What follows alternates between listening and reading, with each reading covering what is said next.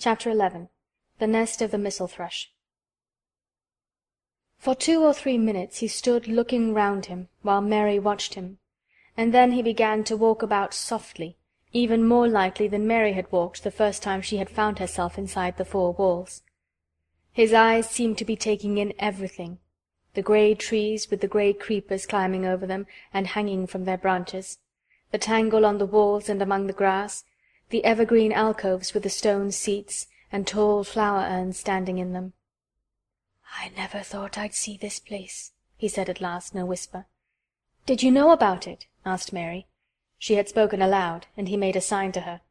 "We must talk low," he said, "or someone'll hear us, and wonder what's to do in here."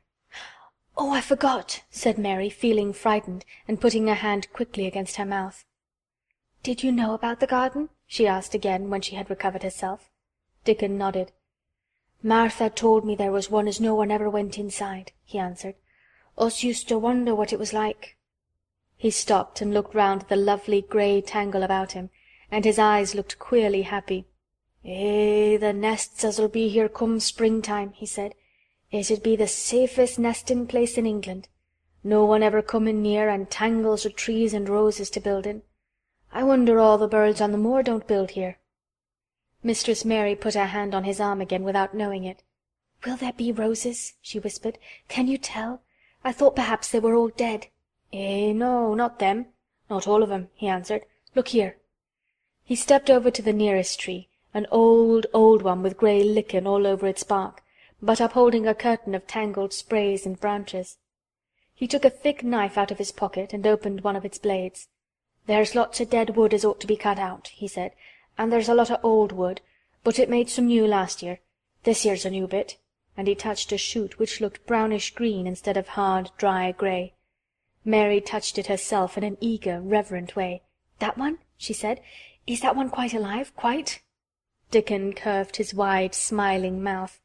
"It's as wick as you or me," he said, and Mary remembered that Martha had told her that wick meant alive or lively. "I'm glad it's wick," she cried out in her whisper. "I want them all to be wick. Let us go round the garden and count how many wick ones there are." She quite panted with eagerness, and Dickon was as eager as she was. They went from tree to tree and from bush to bush. Dickon carried his knife in his hand and showed her things which she thought wonderful. "They've run wild," he said, "but the strongest ones have fair thrived on it. The delicatest ones has died out, but t'others has growed and spread till they's a wonder. See here," and he pulled down a thick, grey, dry-looking branch. "A body might think this was dead wood, but I don't believe it is, down to the root. I'll cut it down low and see." He knelt, and with his knife cut the lifeless-looking branch through, not far above the earth. "There," he said exultantly. "I told thee so. There's green in that wood yet. Look at it." Mary was down on her knees before he spoke, gazing with all her might. "When it looks a bit greenish and juicy like that, it's wick," he explained. "When th' inside is dry and breaks easy, like this here piece I've cut off, it's done for. There's a big root here as all this live wood sprang out of, and if t'old wood's cut off and it's dug round and took care of, there'll be—" He stopped and lifted his face to look up at the climbing and hanging sprays above him. "There'll be a fountain o' roses here this summer." They went from bush to bush and from tree to tree. He was very strong and clever with his knife, and knew how to cut the dry and dead wood away, and could tell when an unpromising bough or twig had still green life in it.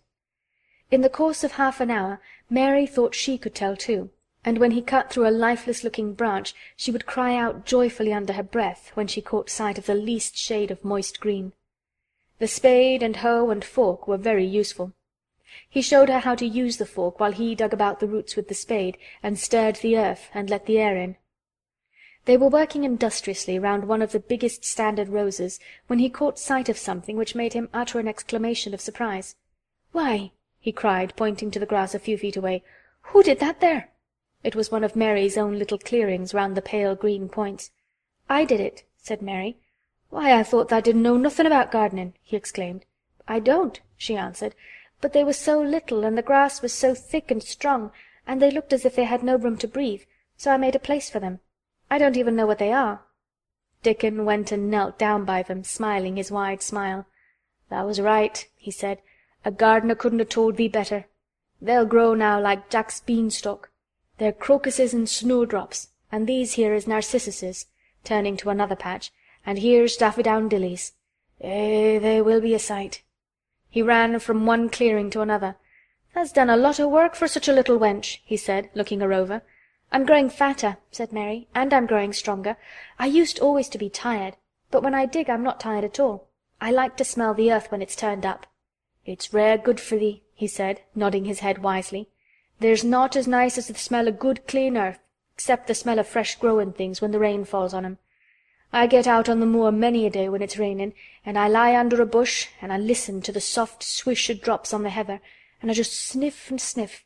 My nose end fair quivers like a rabbit's, mother says."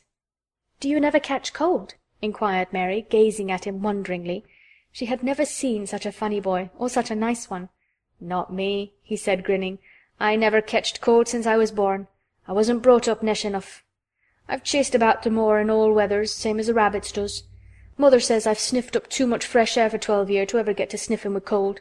I'm as tough as a whitethorn knobstick." He was working all the time he was talking, and Mary was following him and helping him with her fork or the trowel. "There's a lot of work to do here," he said once, looking about quite exultantly. "Will you come again and help me to do it?" Mary begged. "I'm sure I can help too. I can dig and pull up weeds and do whatever you tell me. Oh, do come, Dickon." "I'll come every day if thou wants me, rain or shine," he answered stoutly. "It's the best fun I ever had in my life, shut in here and wakening up a garden." "If you will come," said Mary, "if you will help me to make it alive, I don't know what I'll do," she ended helplessly. "What could you do for a boy like that?" "I'll tell thee what thou'll do," said Dickon with his happy grin. "Thou'll get fat, and thou'll get as hungry as a young fox, and thou'll learn how to talk to the robin same as I do. We'll have a lot of fun." He began to walk about, looking up in the trees and at the walls and bushes with a thoughtful expression. "I wouldn't want to make it look like a gardener's garden, all clipped and spick and span, would you?" he said. "It's nicer like this, with things running wild and swinging and catching hold of each other." "Don't let us make it tidy," said Mary anxiously. "It wouldn't seem like a secret garden if it was tidy."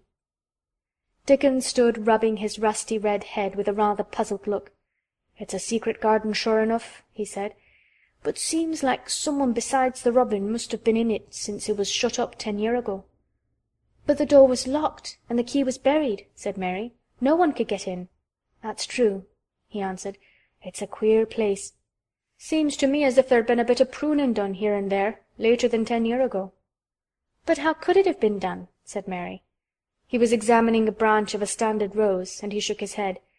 "Aye, how could it?" he murmured. "With the door locked and the key buried."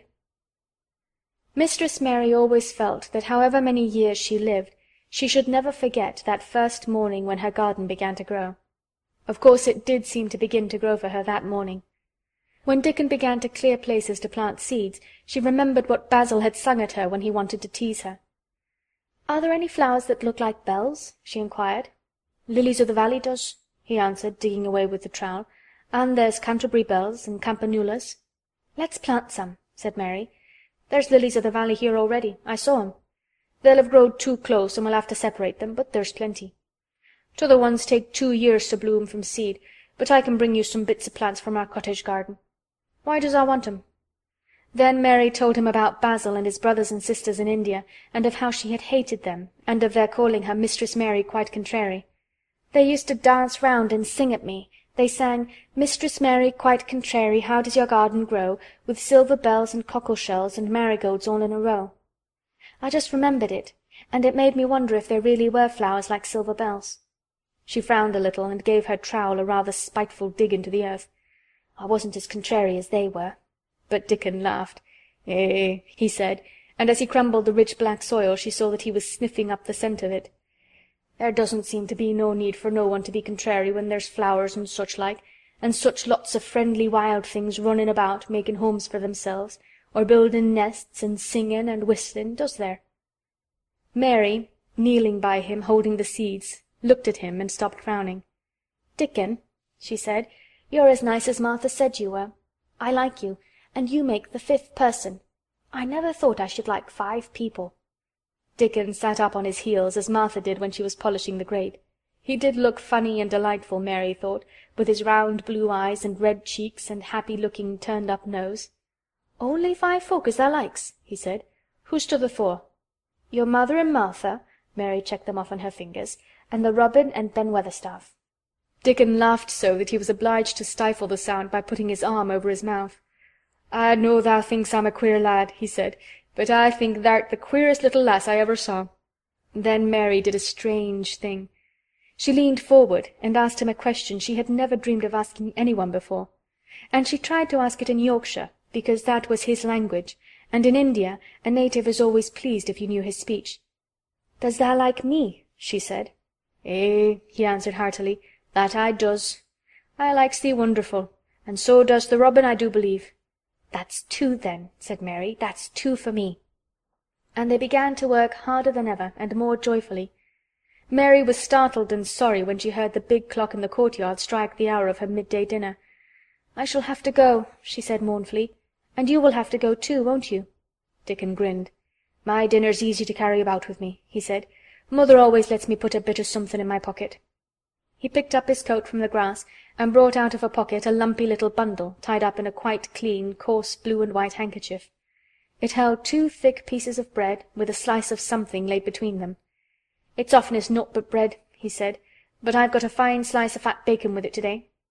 Mary thought it looked a queer dinner, but he seemed ready to enjoy it. "Run on and get thy victuals," he said. "I'll be done with mine first. I'll get some more work done before I start back home." He sat down with his back against a tree. "I'll call the Robin up," he said, "and give him the rind of the bacon to peck at. They likes a bit of fat wonderful." Mary could scarcely bear to leave him.